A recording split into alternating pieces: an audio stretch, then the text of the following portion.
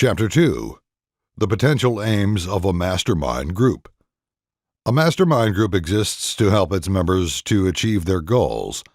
I imagine most of the listeners of this audiobook are interested in believable, yet lofty financial goals.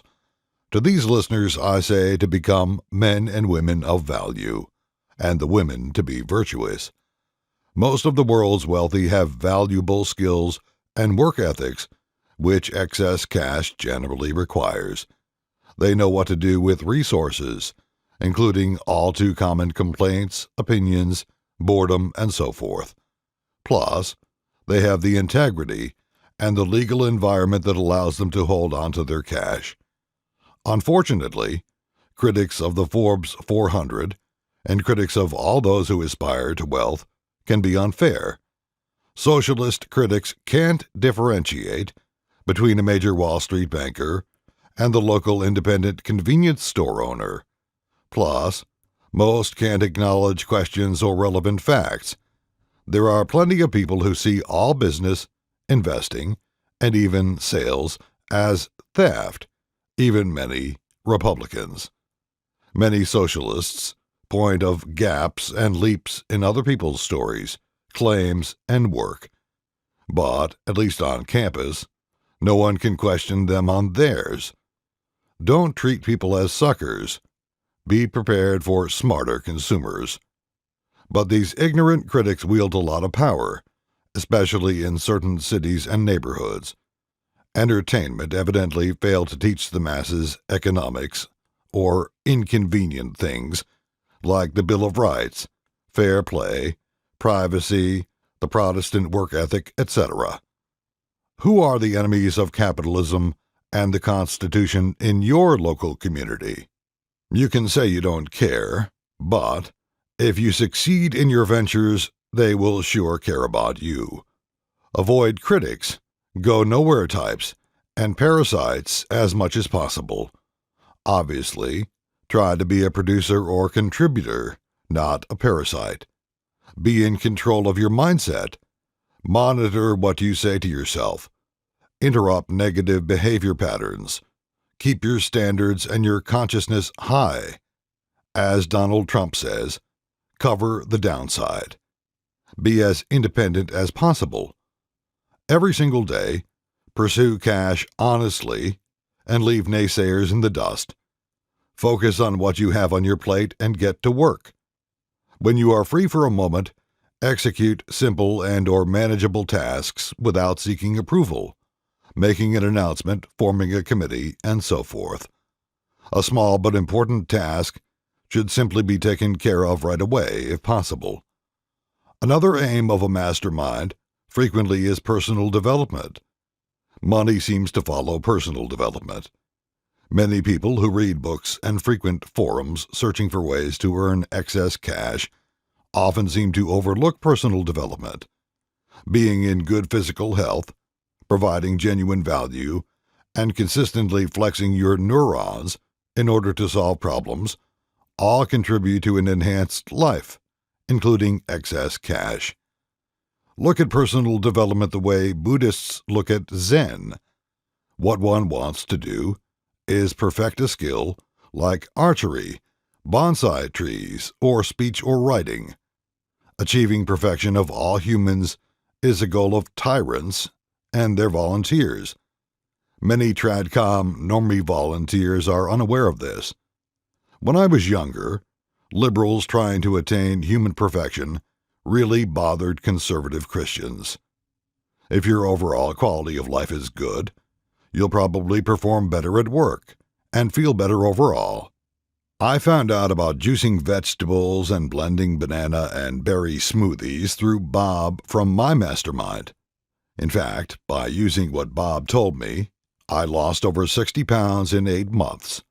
I did not starve myself or overexert myself. In a nutshell, I increased my intake of real food.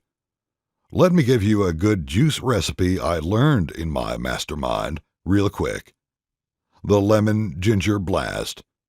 2 apples, 7 to 10 stalks celery, 1 to 2 crowns broccoli, a couple pinches of cilantro or parsley, not too much, 1 to 2 inch slice of ginger root, 1 lemon, several kale leaves, a handful of spinach leaves. You could substitute cucumber for broccoli or celery. The thing about the lemon ginger blast is there is a lot of chlorophyll.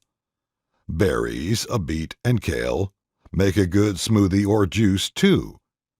Make sure your apples and vegetables are thoroughly washed. You can get a good juicer through my resources page at my site. The lemon ginger blast will make your body more alkalinic. That's a very good thing. Try to get organic produce if possible. Masterminds and learning basic skills. Chad, another guy in my mastermind, taught me keyword research, keyword selection, and basic SEO. In 2006, I started my main site, renegadeuniversity.net. At first, I had 0 traffic. Then I determined which keywords reflected the content of each page of my site the best. I drove even more traffic with blogs and e-zine articles. The days of e-zine articles might be about over. These are the days of YouTube. Having a person to give you the real deal about internet marketing is valuable. Chad encouraged me to learn hypnosis. Hypnosis is hardly the new great evil, as some great expert said on the radio in 2008. Misused, hypnosis can obviously be bad. Dantalian Jones is the speaker and writer that we talk about sometimes. It's a very good idea to be wary of mind control and covert hypnosis. Find out who uses mind control and why. Be objective and don't submit to people you are not obligated to. I bet people who disagree simply don't want you to succeed. Society is awash in covert persuasion techniques, which you should teach yourself. Hypnosis could help you to be a great tall poppy. Related to hypnosis, you can teach yourself to read subliminal messages by simply relaxing and saying to yourself, "I easily read subliminal messages flashed on the screen." The excuse the economy is bad is old.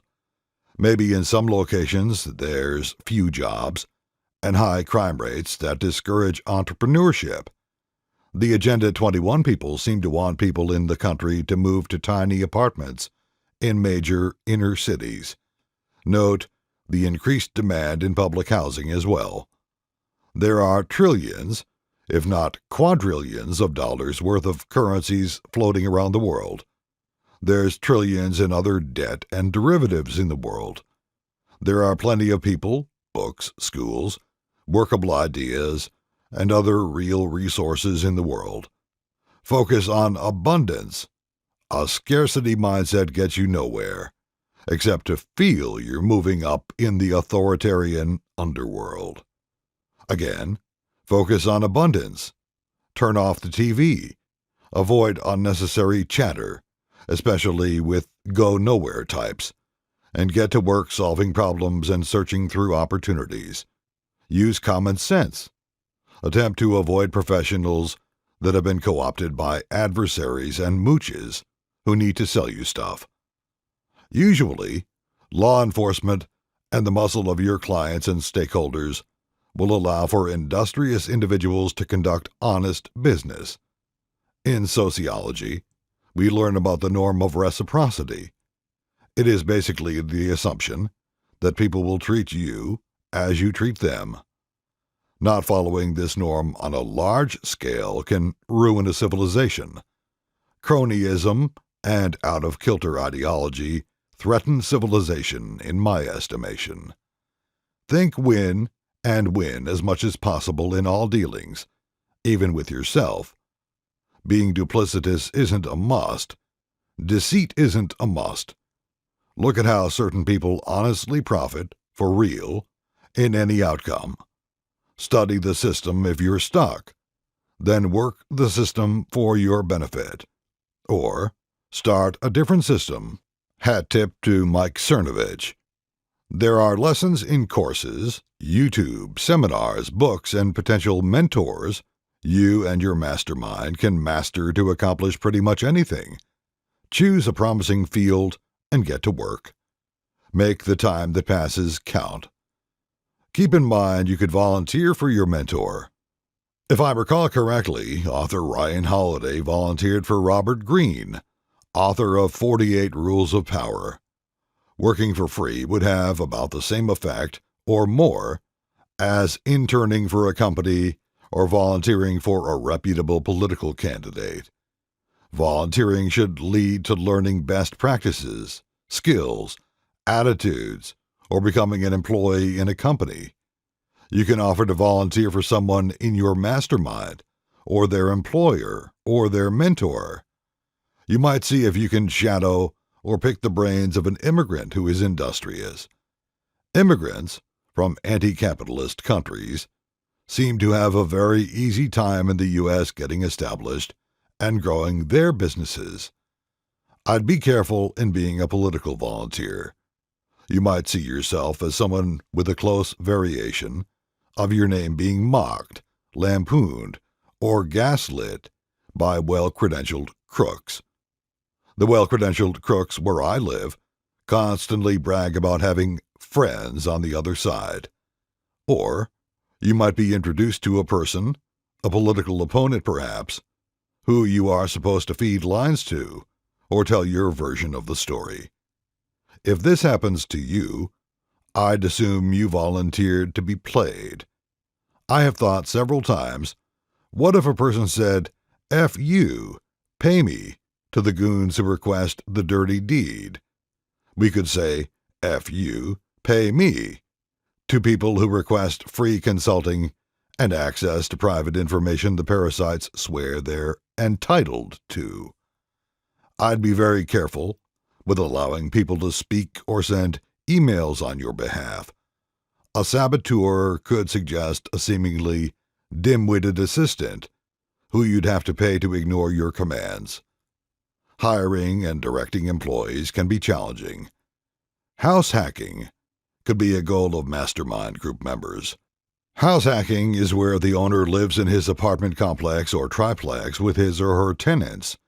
One advantage is you can bank or pay the mortgage on the property while you live rent-free. There are several personalities within the FIRE, Financial Independence Retire Early, and Manosphere communities who have house hacked.